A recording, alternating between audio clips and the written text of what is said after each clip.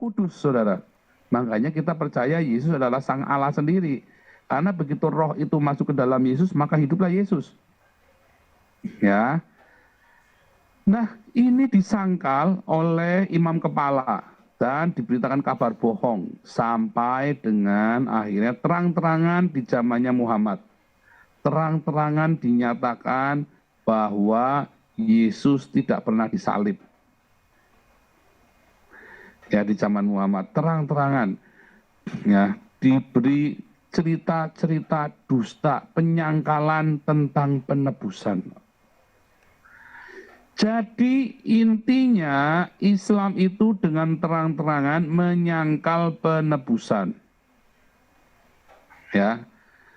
Islam itu terang-terangan menyangkal penebusan. Itulah sebabnya ketika Anda sudah dibaptis, Anda berdoa kepada Tuhan Yesus, lalu tiba-tiba Anda menjadi Buddha, Hindu, kejawen, atau Anda tidak ke gereja, Anda jadi ateis. Ketika Anda balik lagi, Anda tidak perlu ya untuk dibaptis ulang. Walaupun kalau Anda mau dibaptis ulang juga lebih baik. Tetapi ketika Anda menjadi Islam, bersyahadat kepada Muhammad, ya, bahwa kamu percaya kepada Muhammad, bahwa kamu percaya kepada Allahnya Muhammad, maka Anda harus dibaptis ulang. Itulah yang namanya murtad. Anda diceraikan dari Tuhan. Karena di dalam pengakuan iman kepada Muhammad, Anda menyangkal kematian dan kebangkitannya Tuhan Yesus. Dan itu adalah misi yang paling mengerikan dan misi dari penyesatan yang paling berhasil. Misi penyesatan yang paling berhasil, saudara. Sepertiga dunia telah menyangkal kematian dan kebangkitan Tuhan Yesus. Sepertiga dunia menyangkal kematian dan kebangkitan Yesus. Sepertiga dunia disesatkan oleh iblis. Karena iblis tidak ingin Anda diselamatkan. Bishop-bishop ini dikasih uang persis seperti gereja GPDI, anggota dan semua anggota PGPI, saudara. Persis gereja-gereja PGPI yang menerima uangnya seorang khalifah bernama Anies Baswedan.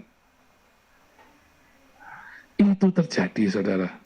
Jadi Anda jemaat dari gereja-gereja PGPI, sekarang Anda sedang ya dikhianati.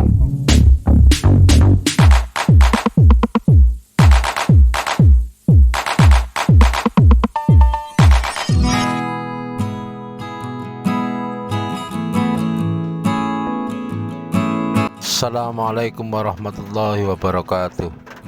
Berjumpa kembali di channel Cendekia Muslim. Teman-teman sekalian, itu tadi ocehan dari Paul Zong ya yang mengatakan bahwa Islam itu adalah penyesat terbesar karena tidak mempercayai penyaliban Isa atau penyaliban Yesus ya, dan tidak mempercayai konsep penebusan dosa. Kemudian ditambah lagi bahwa Yesus itu adalah Allah sendiri, karena roh yang ada di tubuh Yesus itu adalah Roh Kudus. Sakarep-karepe Paul Zong lah. Tetapi kalau kita melihat ya, menganalisa dengan cermat, kalau dalam Al-Quran ini sudah jelas bahwa keyakinan soal tersalibnya Nabi Isa itu jelas sudah dibantah.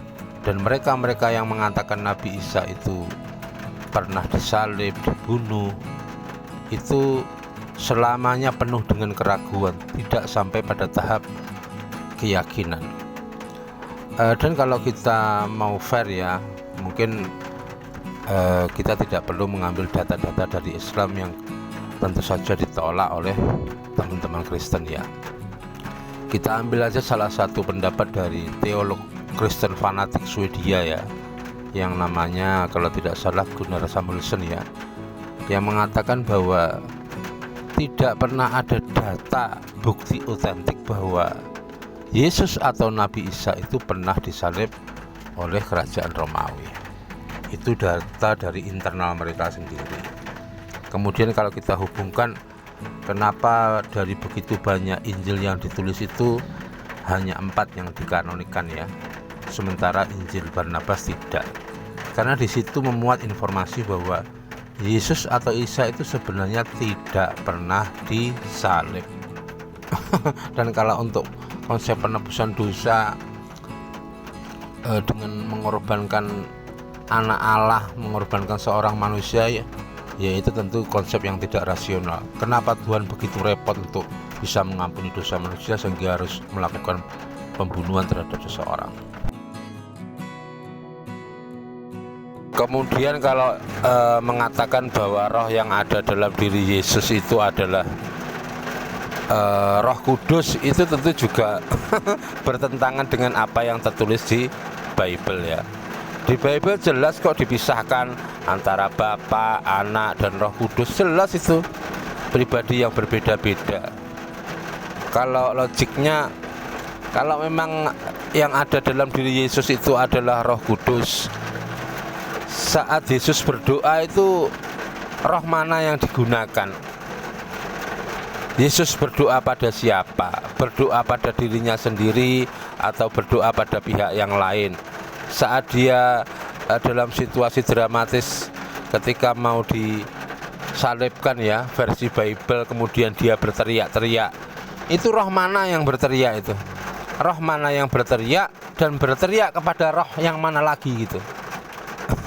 Dan logiknya ya, seluruh manusia termasuk Yesus itu di dalamnya ada roh, karena roh itu adalah daya hidup, sumber hidup yang merupakan ciptaan dari Allah Subhanahu wa Ta'ala. Jadi ya konsep penebusan dosa dengan mengorbankan anak manusia itu tidak logis ya. Kenapa Tuhan begitu repot? Kalau untuk mengampuni manusia, mengampuni hambanya, asalkan hambanya bertobat memohon ampun, tentu tinggal mengampuni saja, tidak perlu minta tebusan ya. Tuhan kok tendensius kayak gitu. Kemudian yang membingungkan lagi, kalau memang Yesus itu Allah itu sendiri, masa Tuhan untuk mengampuni manusia harus membunuh, harus memotong, harus mengorbankan bagian dirinya sendiri? Itu kan tidak logik ya. Itu teman-teman ya, kebencian Paul Jong terhadap Islam. Tetapi yang lucu ya, setelah membicarakan soal Islam, dia kembali menunjukkan watak aslinya ya. Temannya sendiri dihujat, gereja mana tadi, PGPI ya.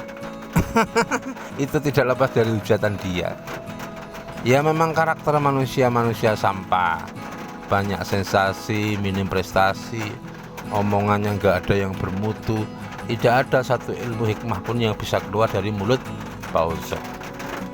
Kemudian kalau dalam konsep Islam ya, memang sampai sekarang itu ada satu perbedaan pendapat, apakah Nabi Isa itu masih hidup atau sudah meninggal dunia. Itu dalam dunia tafsir memang ada dua pendapat ya.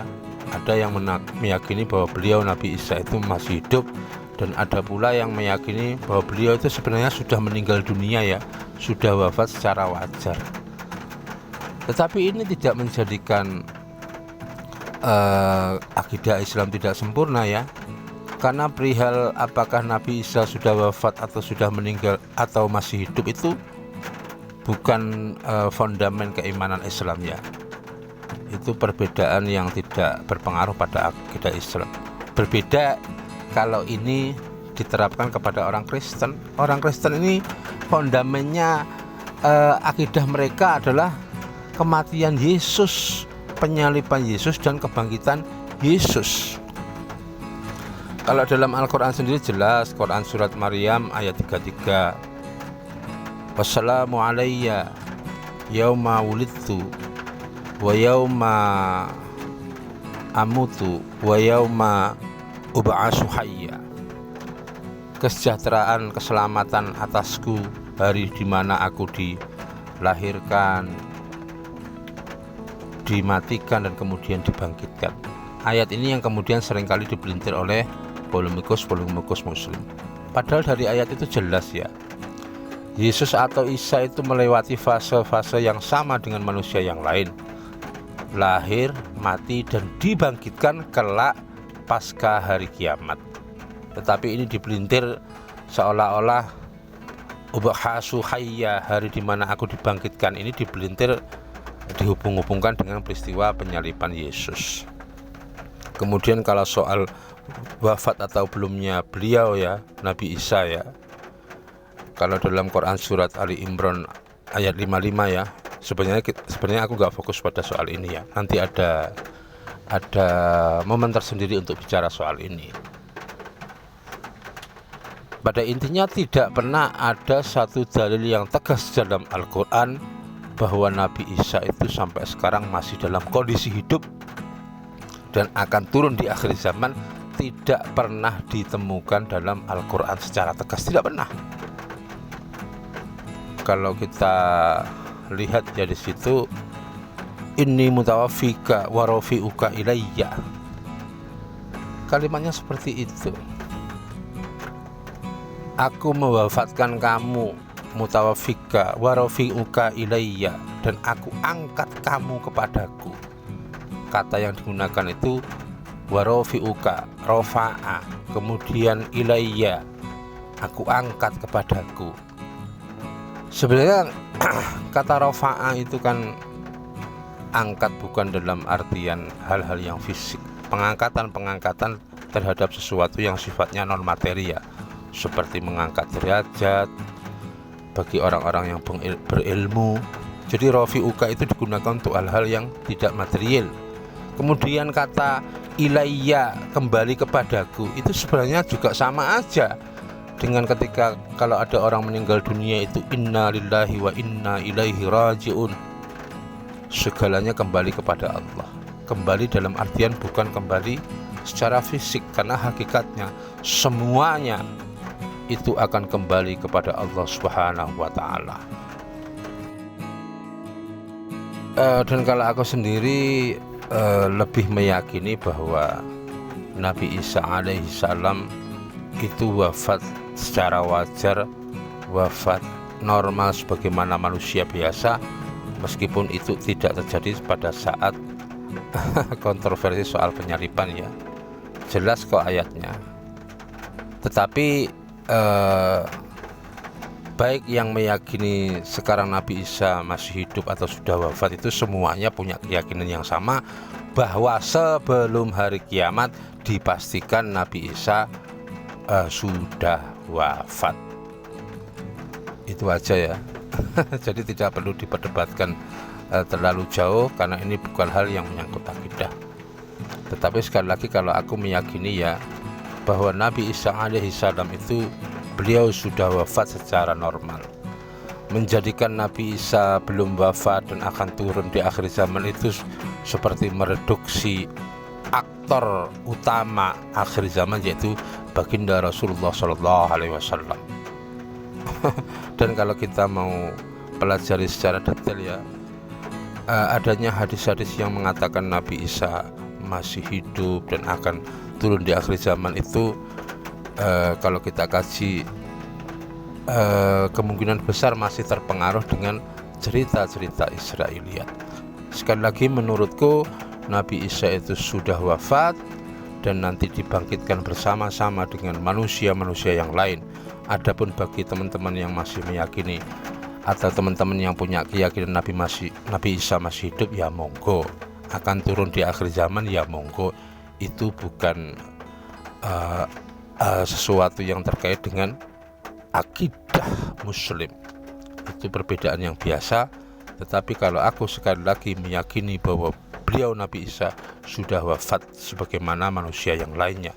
Kata rafi'uka ilayya, diangkat kepadaku, kata Allah itu biasa sebagaimana manusia-manusia yang lain, semuanya kembali kepada Allah Subhanahu wa ta'ala. Demikian kurang lebihnya, mohon maaf. Assalamualaikum warahmatullahi wabarakatuh.